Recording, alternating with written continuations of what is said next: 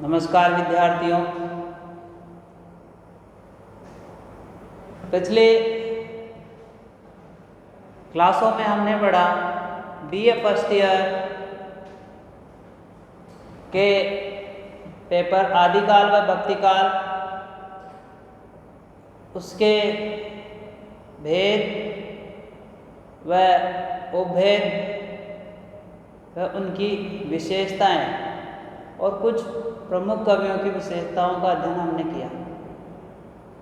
दोस्तों, आज हम पढ़ेंगे बीए द्वितीय वर्ष का प्रथम पेपर रीतिकाल, उसकी सामान्य जानकारी व उसके सिलेबस के बारे में। तो हम सबसे पहले सिलेबस की बात करेंगे, जो हमारे सिलेबस में दिया गया है, राजस्थान यूनिवर्सिटी द्वारा मान्यता प्राप्त है। हमने फर्स्ट ईयर में आदिकाल व भक्तिकाल के बारे में अध्ययन किया। जैसा कि आप सब लोग जानते हैं, मैंने पिछले वीडियो में बताया है कि हिंदी साहित्य के इतिहास को 4 कालों में बांटा गया है: आदिकाल, भक्तिकाल, रीतिकाल और आधुनिक काल। मैंने बताया था कि बीए फर्स्ट ईयर में हम आदिकाल व भक्तिकाल के बारे में चर्चा करेंगे, वह बीए द्वितीय वर्ष में हम रीतिकाल के बारे में चर्चा करेंगे, और थर्ड ईयर में हम बात करेंगे आधुनिक काल की। तो आइए हम स्टार्ट करते हैं रीतिकाल के बारे में।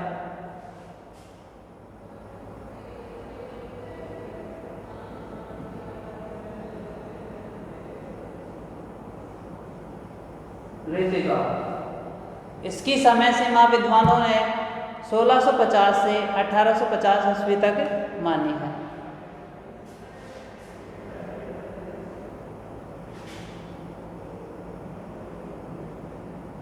जबकि हिंदी के इतिहास लेखक व हिंदी के प्रख्यात आलोचक आचार्य रामचंद्र शुक्ल ने इसकी समय सीमा संवत 1700 से 1900 विक्रमी मानी। 1700 से 1900 विक्रमी की जो समय सीमा है, उसको उन्होंने रीतिकाल का नाम दिया है, और इस काल को उन्होंने उत्तर मध्य काल भी कहा है। रीतिकाल का नाम है उत्तर मध्य काल।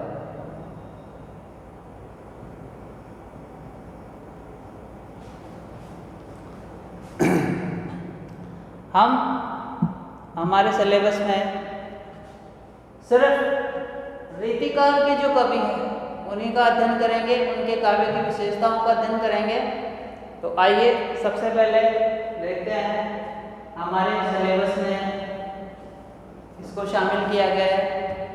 सबसे पहला है केशवदास।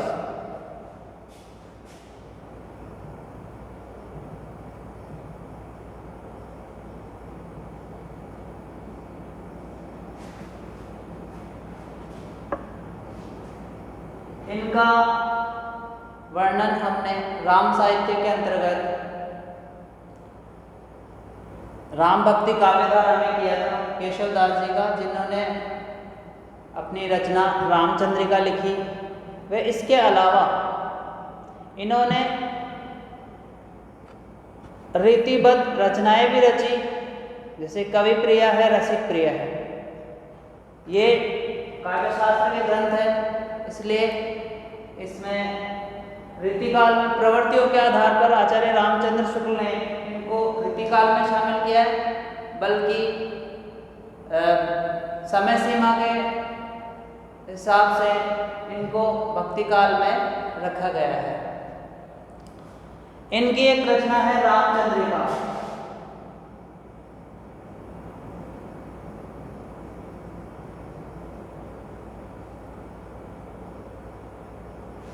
जिसमें रामायण का वर्णन किया गया है और हमारे सिलेबस में इसमें राम वंदना, सूर्योदय वर्णन, पंचवटी वर्णन व हनुमान लंका गमन आदि पदों को इसमें शामिल किया गया है, जो रामचंद्रिका काव्य से ली गई है। अगला जो लेखक हमारा रीतिकाल का आता है वो है बिहारीदास।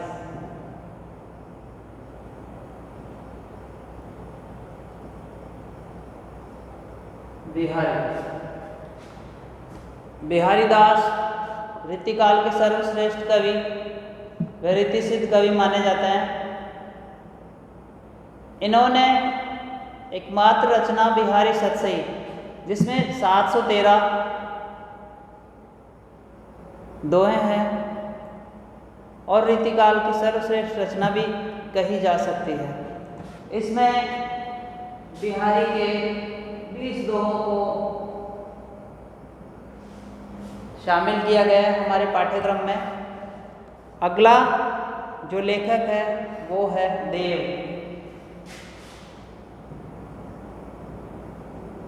इनके 10 पद शामिल किए गए हैं।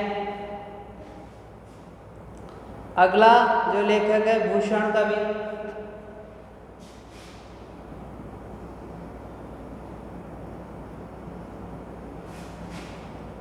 ये रीतिकाल के वीर रस के कवि कहे जाते हैं।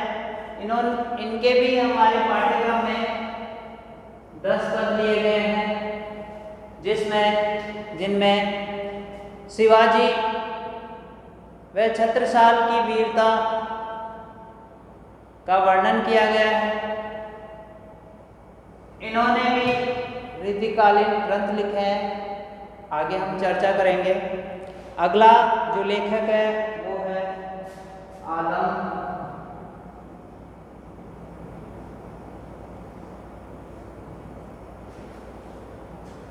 इनके भी 10 पद हैं। अगला है घनानंद। इनके भी 10 पद हैं। ये 10-10 पद शामिल किए हैं। घनानंद के बारे में मैं थोड़ा संक्षिप्त में बता दूं कि घनानंद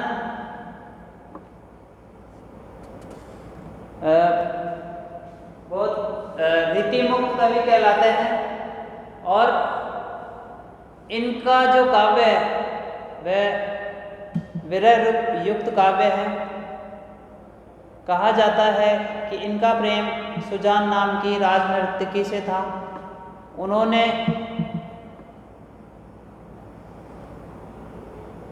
इसको घनानंद को धोखा दिया।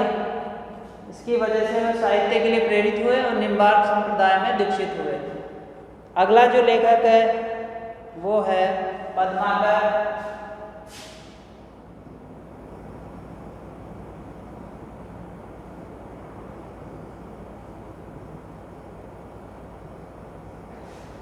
पद्माकर कवि रीतिबद्ध कवि कहलाते हैं। ये अनेक राजाओं के आश्रय में रहे। जयपुर के जगत सिंह के आश्रय में रहे और जगत विनोद नामक एक रचना की। अगला जो लेखक है वो है सेनापति।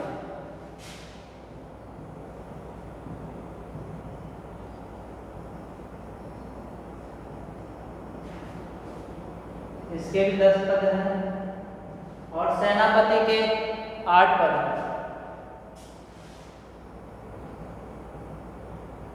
इनकी एकमात्र रचना प्राप्त होती है जिसमें से 8 पद लिए गए।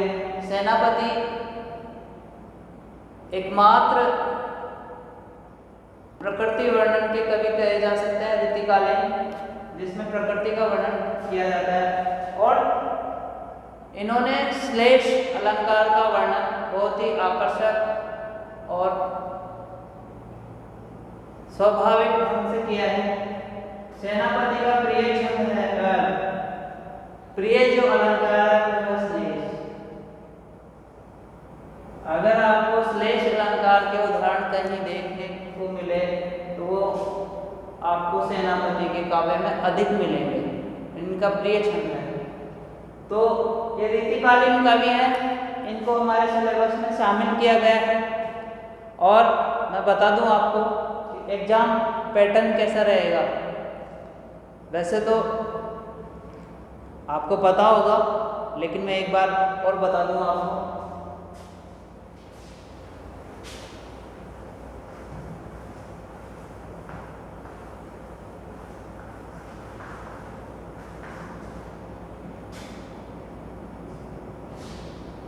अंक विभाजन,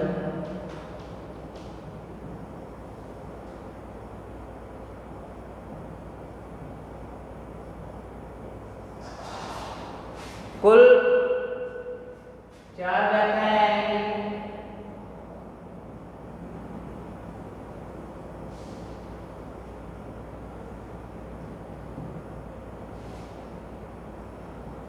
दस नंबर की रहेंगी, 40 अंकों की।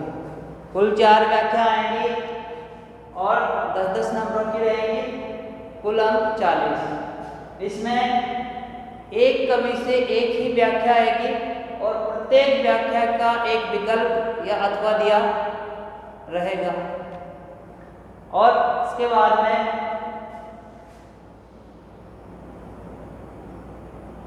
कुल 4 निबंधात्मक प्रश्न।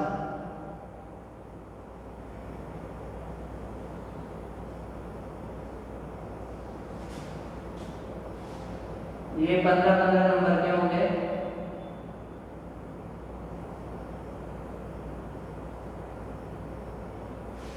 कुल अंक 100।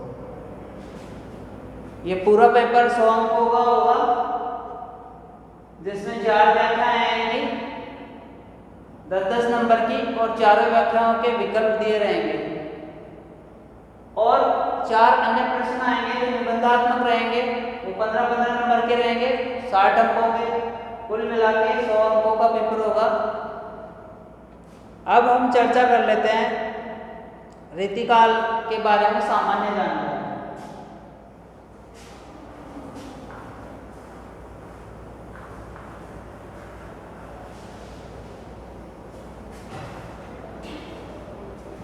आचार्य रामचंद्र शुक्ल ने